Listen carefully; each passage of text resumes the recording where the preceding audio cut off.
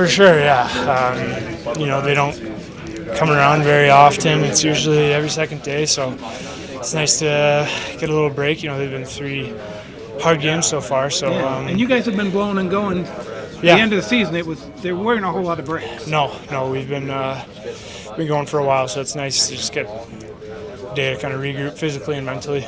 Do you get used to the altitude up here? Does it matter at all? I don't know. I mean, you feel it a little bit, but as long as you keep your shift short, I don't think you feel it too much. And I think you get used to it a little bit. I'm not sure about that, but it feels like it. Yeah. And then your line obviously has been a lot of energy. There may be a change in who comes in and who comes out. How has that gone this year? Because you guys have done a really good job of just having everybody, whoever comes in, It seems like you play the same way. Yeah, I think we just try to keep the same identity no matter what.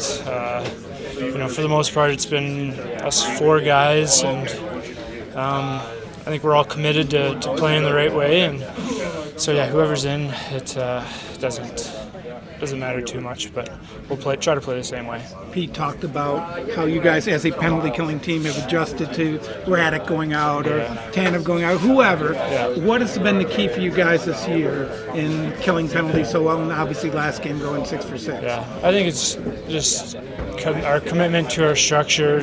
Naz does a great job with pre-scouts and fixing little details, whether they're mid-game or pre-game. So that, and I think it's just a really committed group, and it doesn't hurt when you got a guy like Essa back there too, and the goalies. The goalies have made some huge saves. And the forward groups, I think, have done a good. I mean, you guys actually have created shorthanded chances too. It's that you walk that line of being aggressive but also calm. For sure, yeah. I mean, our first priority is to kill the penalty. I think at times we can frustrate teams and they try and, do a little bit extra, and I think that's when we can, try and go the other way. But I think our first priority is to kill it. Does it make a difference to have a day off on the road, especially in this altitude and everything? Does it help get the legs back? I don't really know. Until you get out there on the ice? Yeah, I guess we'll see tonight. I don't know what the science would be behind it exactly, but it is nice to get a day to just kind of rest and relax and reset, and then a good practice day and ready to go again. You guys have been going hard for the last 3 weeks at the end of the season. So do you get that just a chance to breathe a little bit? Didn't really get much of a break after the regular season, so it is nice to get a day to rest and recover, and just get come back at it fresh tonight. How much hockey are you guys watching this time of year? Like on the off days, are you watching the other games, or do you try to unplug a little bit? No, it's a lot of hockey.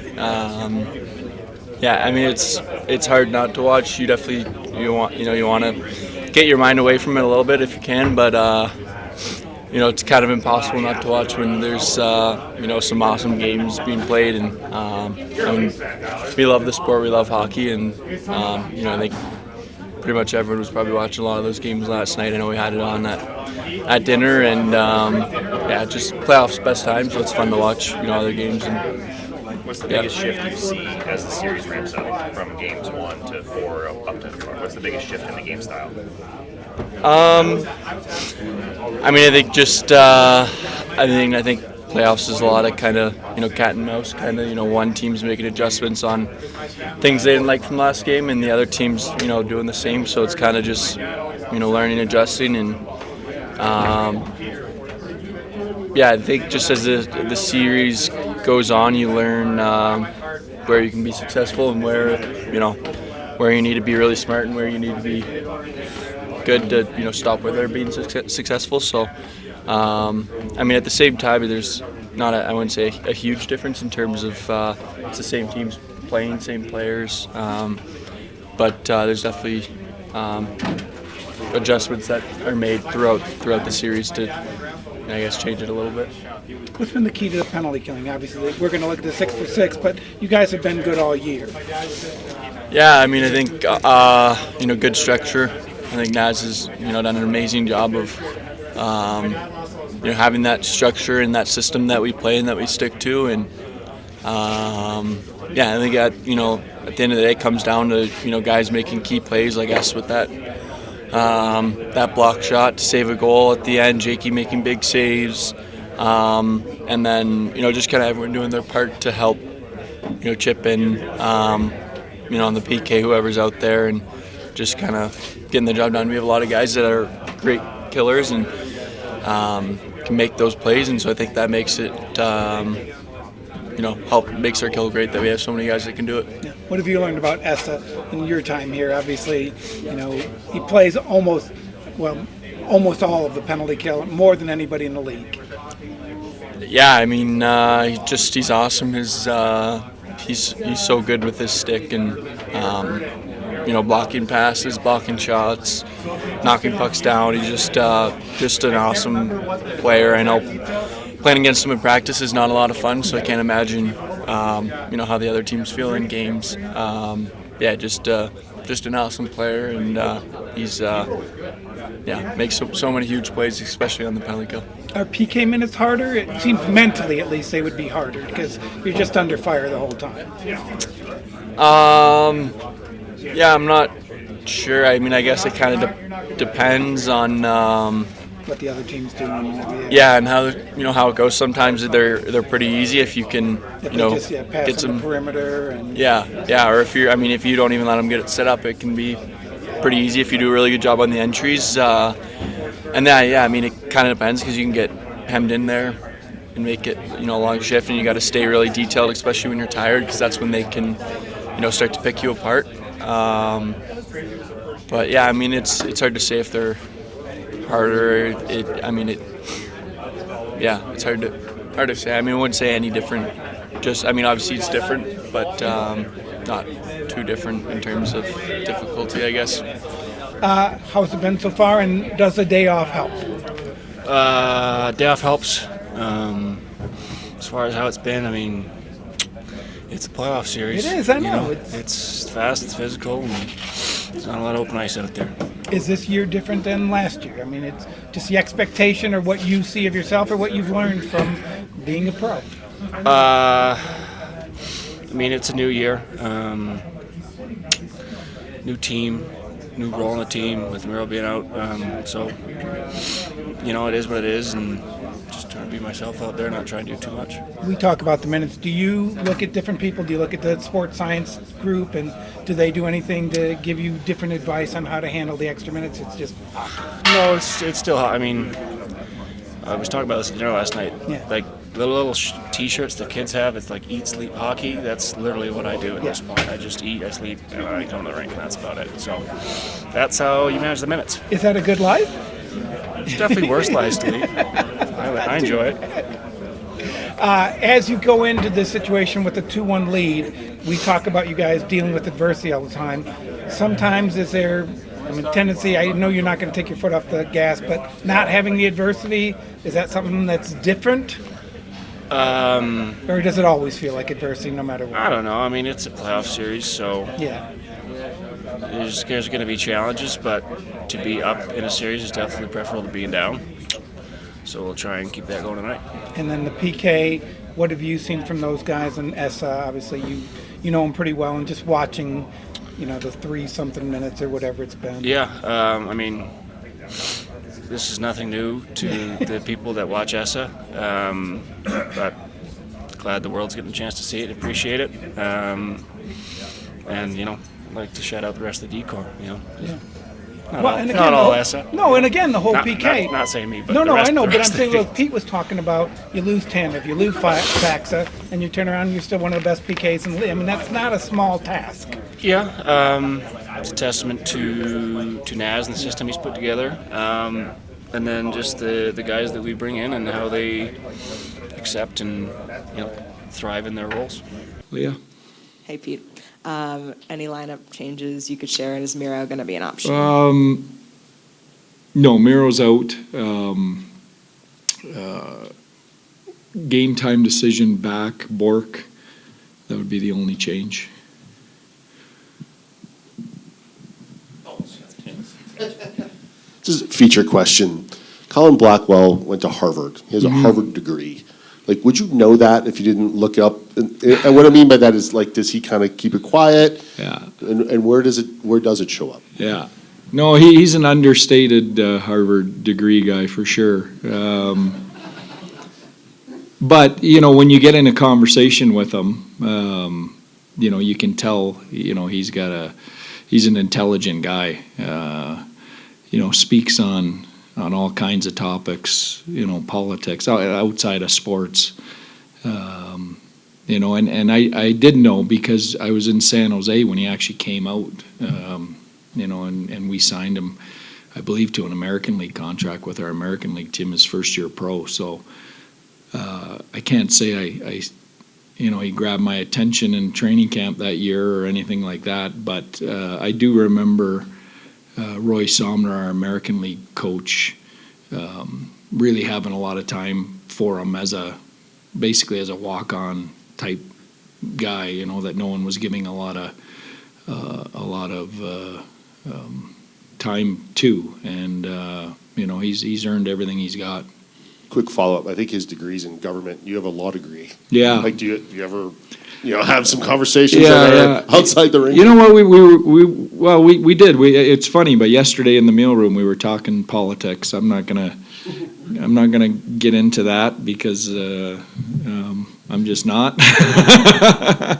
But we were yesterday. It's funny you mentioned that because we did talk about it, and he's a very well-read, well-versed guy on all kinds of subjects.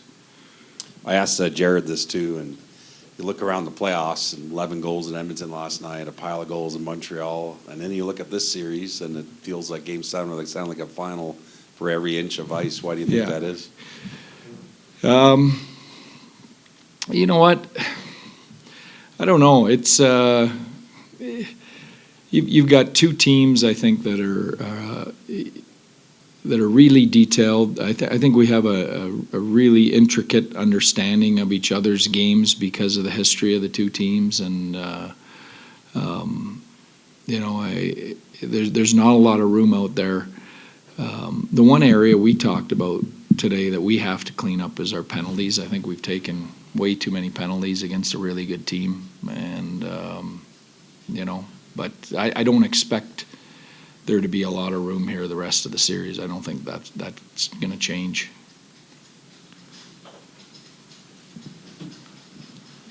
With the development of Maverick, how has that gone? He was the MVP in the AHL, and now he's got to adapt to being maybe a guy who does things in 10 to 12 minutes a game. What have you seen from him, and what do you expect from him if he gets in? You know what? He's had a good year. I think he came in, he had a slow start. I'm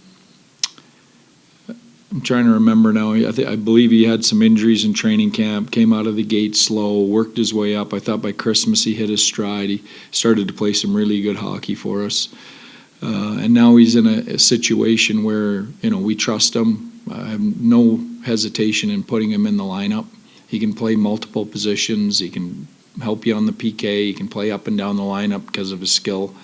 So, he's just in a depth situation with a lot of other players that, we're making tough decisions on every night on where they go in. And, I think if someone's less than 100%, then, we've got enough of those type of guys that we'll probably go to the next guy on the list, and that would be him tonight if Back's not available. You just mentioned those tough decisions. The fourth line, you got into a pretty consistent rotation throughout the season. It seemed like anyone who went in, you got a great performance from that line. Yeah. How vital is that to get that from that fourth line? Yeah. Well, it's everything in the playoffs, your depth and your depth scoring. But the other key part of that is those guys play huge roles on our special teams, on our penalty killing. And, the penalty killing has been a big part of this series so far. It's something, like I said, we have to fix and stay out of the box. But, I think the heavy lifting those guys do in those situations, and where we're not loading up our best players with big minutes because those guys can do that job and they're trusted to do that job is critical. And then what do you see as the biggest shift as games go on and a series gets deeper? Well, I think there's adjustments made on both ends, on both sides. I think when you're winning, you want to make sure you continue to do the things that are resulting in your winning. When you're losing, you're pushing buttons, you're trying to fix things, you're trying to challenge guys to find another level. And that's a back and forth an entire series. So, listen, we know this. I don't think anyone predicted this is going to be a short series. So I think when you settle in for that ride, when you get two teams like this, and it might take overtime Game 7 to decide this. To give your players information to make adjustments between games is one thing, but for them to execute is another. What do you attribute to the success of their buy-in? Yeah. That's a good question. That's something that we're always working at. I think we have a philosophy that we don't change a lot. We come into training camp with a foundation of how we want to play, and that applies to our game every night, regardless of the opponent. We'll tweak some little things based on who we're playing against, and obviously, special personnel like McKinnon or McCarr. But I think when you're hitting on those foundation pieces every day, all year, you hope it gets ingrained by time it comes around to playoff time. And, I think, I feel it is. I'm sure they're tired of hearing me talk about those parts of the game, but, that's how we approach it.